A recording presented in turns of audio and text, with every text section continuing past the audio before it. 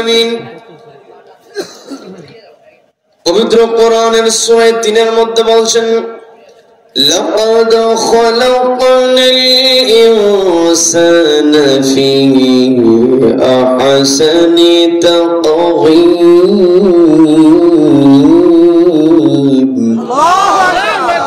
আল্লাহ রাব্বুল আলামিন স্পষ্ট করে দিলেন, নিশ্চয় আমি মানুষকে সুন্দর আকৃতিতে সুন্দর স্ট্রাকচার দিয়ে মানুষকে তৈরি করেছি। এই মানুষকে আল্লাহ রাব্বুল আলামিন সর্বশ্রেষ্ঠ সৃষ্টি বানিয়েছেন। আবার সবচাইতে আল্লাহ মানুষকে সুন্দর বানালেন। এই যে আল্লাহ রাব্বুল আলামিন আমাকে আপনাকে শ্রেষ্ঠত্ব দিয়েছেন, আমার আপনার যে সৌন্দর্য আল্লাহ রাব্বুল আলামিন দিয়েছেন, এই জন্য সব সময় আমি আপনি আল্লাহর কৃতজ্ঞতা আদায় করব। শুধুমাত্র আমরা যে আল্লাহর কৃতজ্ঞতা আদায় করি তা কিন্তু নয়, জগতের যত সৃষ্টি আছে সব সময় স্মরণ করছে কাকে? আল্লাহ। সেই কথাটাই রব্বুল আলামিন সুন্দর করে বলছেন, ইউসাব্বিহু লিল্লাহি মা ফিস সামাওয়াতি ওয়া মা ফিল আরদি লাহুল মুলকু ওয়া লাহুল হামদু ওয়া হুয়া আলা কুল্লি শাইইন কাদির।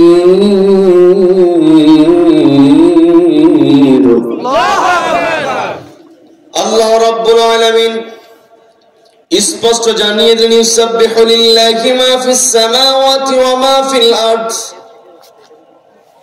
আসমান এবং জমিনে যা কিছু আছে ইউসাব্বিহু লিল্লাহ, তাসবিহ জ্ঞাপন করছে কার নামে? আল্লাহ। সবাইকে বলতে হবে কার নামে? আল্লাহ।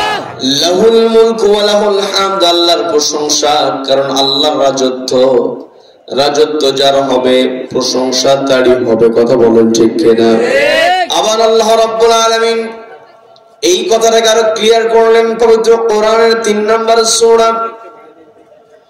আল ইমরানের 26 নম্বর আয়াতে রব্বুল আলামিন সুন্দর করে বলছেন, কুলিল্লাহুম্মা মালিকাল মুলকি তু'তিল মুলকা মান তাশা'উ ওয়া তানজি'ুল মুলকা মিম্মান তাশা'উ ওয়া তু'ইজ্জু মান তাশা'উ ওয়া তুযিল্লু মান তাশা'উ বিয়াদিকাল খায়র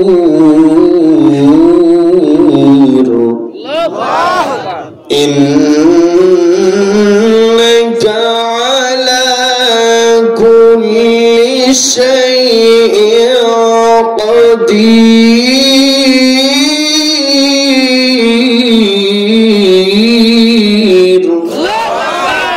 আল্লাহ রাব্বুল আলামিন নবীজিকে বলছেন, ওগো নবী, ওল আপনি বলুন, আল্লাহুম্মা মালিকাল মুলক, ওগো আল্লাহ আপনি হলেন রাজত্বের মালিক। তুতিল মুলকা মা তাশা, আপনি যাকে ইচ্ছা রাজত্ব দিতে পারেন, ক্ষমতা দিতে পারেন, কর্তৃত্ব দিতে পারেন। ওয়া তানজিউল মুলকা মিম্মা তাশা, আপনি আবার যার কাছ থেকে ইচ্ছা আপনার ইচ্ছা হয়, ওয়া তানজিউল মুলক, ক্ষমতা, অর্থ, প্রভাব প্রতিপত্তি আপনি কেড়ে নিতে পারেন। কথা বলেন ঠিক কিনা? এই পৃথিবীতে সকালে রাজা, বিকেলে প্রজা। কথা বলেন ঠিক কিনা? সকালে বড় বড় কথা বলে, দুপুরে পালিয়ে যায়, আছে না নাই? তার মানে এই পৃথিবীতে সব কিছু আল্লাহ নিয়ন্ত্রণ করছেন। আল্লাহ বললেন, ওয়াতুইজ্জু মা তাশা ওয়াতুযিল্লু মা তাশা, আল্লাহ যাকে ইচ্ছা সম্মান দিতে পারেন, যাকে ইচ্ছা আল্লাহ বেইজ্জতি করতে পারেন। বিয়াদিকাল খায়র, যত ভালো সব কার হাতে? আল্লাহ। সবাইকে বলতে হবে কার হাতে? আল্লাহ। তার মানে আমাকে আপনাকে আল্লাহকে ভয় করেই চলতে হবে। সবকিছু তো আল্লাহ নিয়ন্ত্রণ করছেন। এই জন্য আমার আপনার সবচেয়ে বড় গুরুত্বপূর্ণ যে দায়িত্ব, আমি আমার আলোচনার সূচনায় পবিত্র কোরআনের সূরা হাশরের 18 নম্বর আয়াত কারিমা তেলাওয়াত করেছি। সূরা হাসর থেকে কথা হবে, বিরক্ত হবেন নাকি? সূরা হাসর অর্থাৎ আমার আপনার চূড়ান্ত জায়গায় হলো হাসরের ময়দান। কি কথা বলেন? এই দুনিয়াতে আমার আপনার অবস্থান যতই ভালো থাকুক, আমার আপনার প্রভাব প্রতিপত্তি, টাকা পয়সা, সুন্দর চেহারা, যা কিছু আমার আপনার থাকুক না কেন, ওই যে হাসরের ময়দান, ওই জায়গাতে যদি আমার অবস্থান ভালো না হয়, এই দুনিয়ার কোনো কিছু কাজে আসবে না। কথা বলেন ঠিক কিনা? এই জন্য আমাকে আপনাকে হাসরের ময়দানের জন্য প্রস্তুত হতে হবে। ওই হাসরের ময়দানে রব্বুল আলামিন সবকিছু, আমি আপনি কোথায় গিয়েছি, কি করেছি, কেমন আমার কর্ম ছিল, সবকিছু আল্লাহ রব্বুল আলামিন ওই দিন তুলে ধরবেন। এমনকি আমার আপনার আমলনামা রব্বুল আলামিন আমার আপনার সামনে দিয়ে বলবেন, ইকরা কিতাবাক, তোমার আমলনামা তুমিই পড়ো। কাফা বিনাফসিকা আল-ইয়াওমা আলাইকা হাসিবা, আজকে তোমার যে হিসাব হবে, এই হিসাবের জন্য কাফা, তুমি যথেষ্ট। তার মানে এই পৃথিবীতে কোন অপরাধী অপরাধ করেছে, কোথাও হত্যাকাণ্ড সংঘটিত হয়েছে অথবা কোথাও চুরি করা হয়েছে, ওই জায়গায় যদি সিসি ক্যামেরা ফিট করা থাকে, ওই জায়গাতে সবকিছু ধারণ হয়ে যায়, ওই আসামির পক্ষে কি রায় হবে বিচারকের আর বলতে হয় না, আসামি বলতে পারে। কথা বলেন, কি কথা বলেন? এই জন্য আল্লাহ রাব্বুল আলামিন বলেন, কাফা বিনাফসিকা আল-ইয়াওমা আলাইকা হাসিবা, আজকে তোমার সামনে তোমার সমস্ত ডকুমেন্ট আমি তুলে ধরলাম।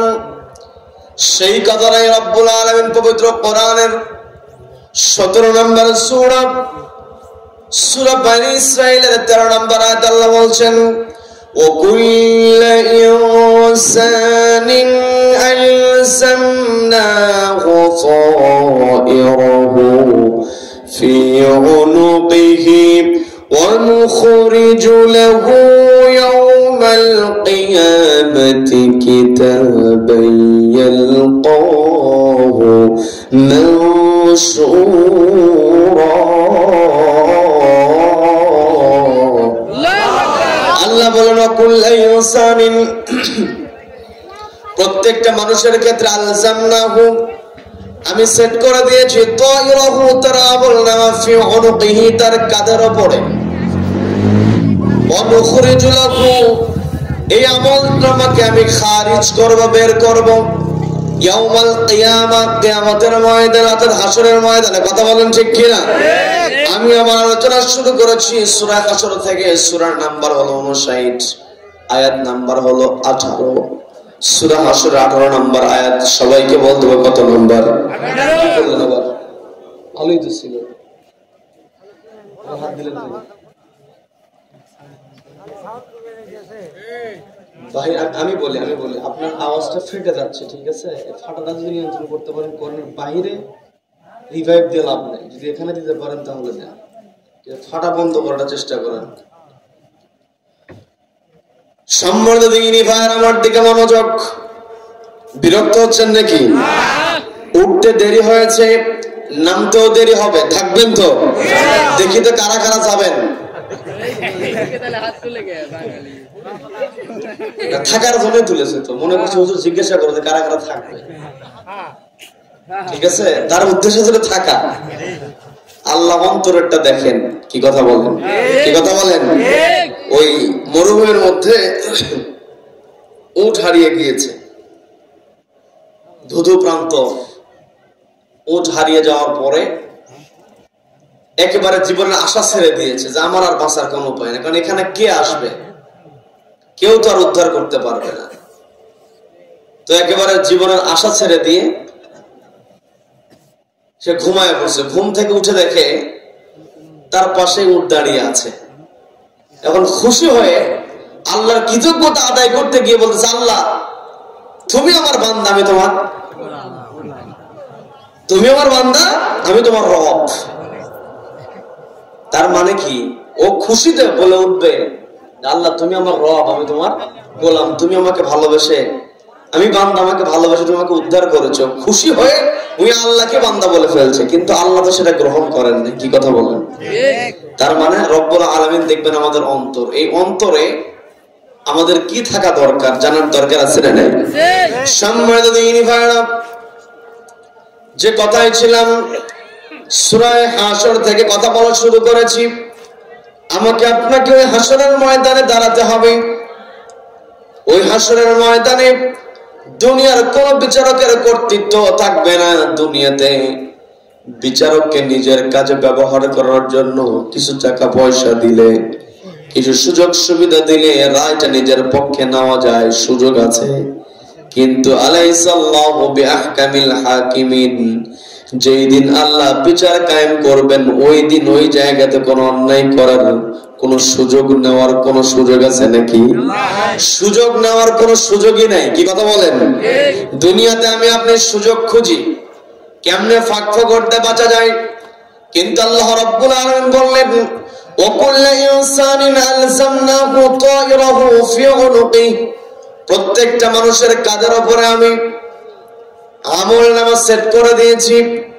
অনুখরিজু লাহু, এটাকে আমি বের করব ইয়াউমাল কিয়ামা, কিয়ামতের ময়দানে।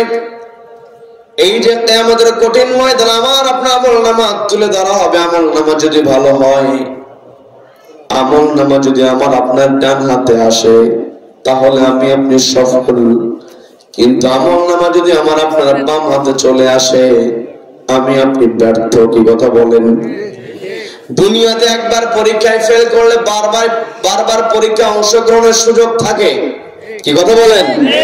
একবার এসএসসি পরীক্ষা দিয়েছে, ফেল করলো, আবার তাকে সুযোগ দেওয়া হয়েছে, আবারও ফেল করেছে, আবার সুযোগ, আবার ফেল করেছে। তিনবার যখন ফেল করে রেজিস্ট্রেশন বাতিল হয়ে যায়, আবার রেজিস্ট্রেশন করার সুযোগ আছে না নাই? আমরা অনেক সময় পত্রিকাতে দেখি 65 বছর বয়সে এসএসসি পাস, নাতির সঙ্গে দাদা পরীক্ষা দিয়েছে, এমন দৃশ্য আছে না নাই? এমন ঘটনা আছে না নাই? এই দুনিয়াতে আমি আপনি একবার ফেল করলে আর একবার পাস করার সুযোগ আমার আপনার আছে। রেজাল্ট দেওয়া হলো, একবার আমি আপনি দুনিয়াতে ফেল করলাম, পাস করার জন্য আমাকে আপনাকে সুযোগ দেওয়া হবে। কিন্তু আখিরাতে যদি আমার আপনার রেজাল্টটা ফেল দেওয়া হয়, ওই জায়গা থেকে আর সংশোধনের কোন উপায় আছে নাকি? আমাকে আপনাকে দুনিয়া থেকে সংশোধিত হয়ে যেতে হবে। আমি আপনি যদি সংশোধিত হতে চাই, আল্লাহ রাব্বুল আলামিন পবিত্র কোরআনের সূরা হাশরের 18 নম্বর আয়াতে রাব্বুল আলামিন সুন্দর করে বলছেন, ইয়া আইয়ুহাল্লাযীনা আমানুত্তাকুল্লাহা ওয়ালতানজুর নাফসুম মা قدمت لغد واتقوا الله إن الله خبير بما تعملون।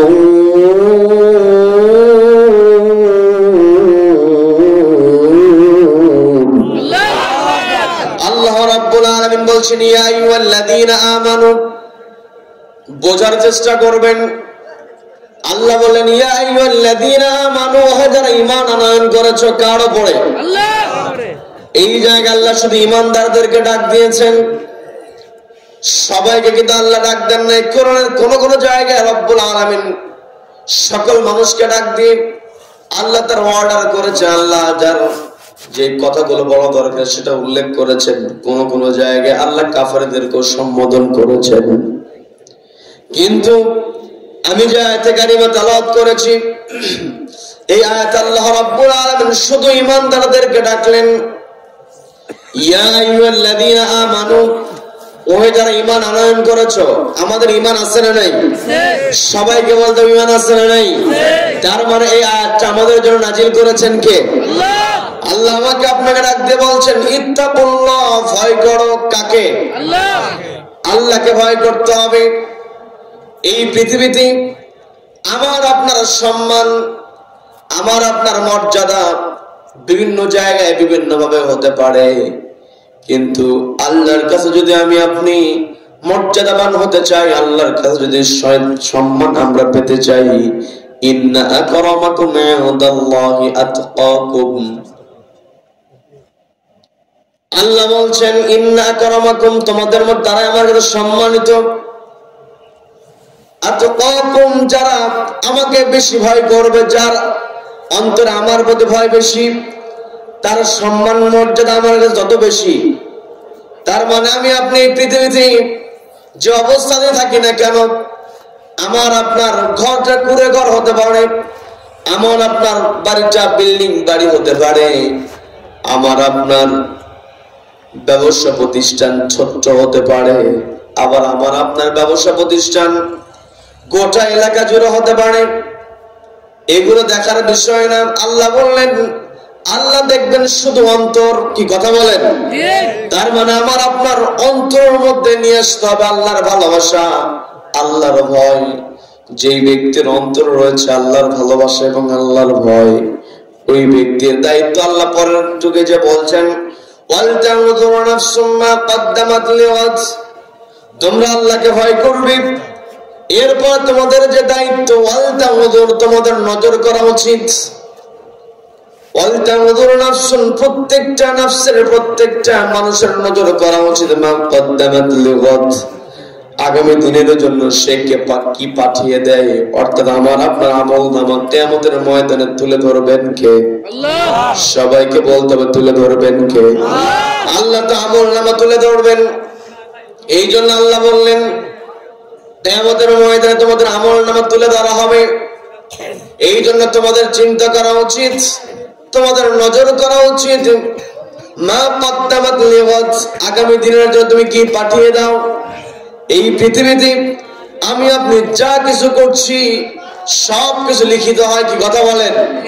কিরামা কাতিবিনা ইয়ালামুনা মা তাফআলুন। এই পৃথিবীতে আমি আপনি যা কিছু করছি সম্মানিত ফেরেশতা সেগুলো লিপিবদ্ধ করছে।